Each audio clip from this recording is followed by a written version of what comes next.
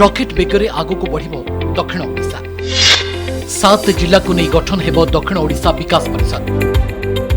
अवहेलार अध्याय शेष होला एणिकी विकास ही एकमात्र एजेंडा।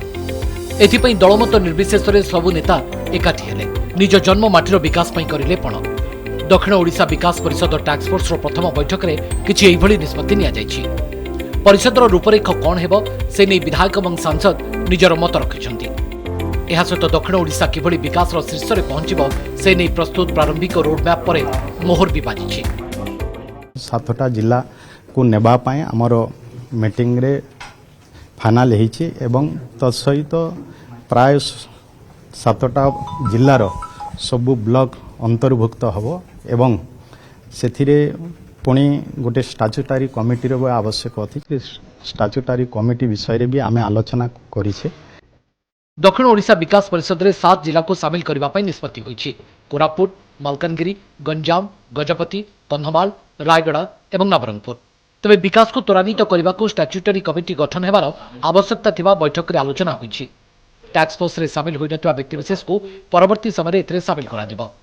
नुआ सरकार रे दक्षिण ओडिशा विकास परिषद परिकल्पना वास्तवतार रूप नेछि, किंतु टास्क फोर्स सदस्यक दाबी दक्षिण ओडिशार विकास पई 1000 कोटी टंका दियंतु सरकार, नचेत यह केवल स्वप्न भितर सीमित रही। अनुरोध कर जो 500 कोटी टका दौरान दक्षिण जो पश्चिम ओडिशा को, दक्षिण ओडिशा जेहेतु लोक बहुत, एरिया भी बहुत, आदिवासी हरिजन भी बहुत, से 1000 कोटी टका मुझे दाबी कर 7टा जिला को 1000 कोटी टका दिया गले निश्चित भाव में आगामी दिन में आमर जो जिला दक्षिण ओडिशा विकास परिषद जिला गुड़िक उन्नतिर 2 पाद आगू जीव और समस्ते केवल भाव में निज गोड़े निजे ठिया पारे। सुदीर्घ बेलाभूमि तासांग को प्राकृतिक संपदर संभार कौन नहीं दक्षिण ओडिशा रे, किंतु विकास एठारे पहुंचीबा को संघर्ष करे, कारण विकासमूलक कार्य अनेक समय बाधक साजे राजनीतिक मनांतर एवं मतांतर।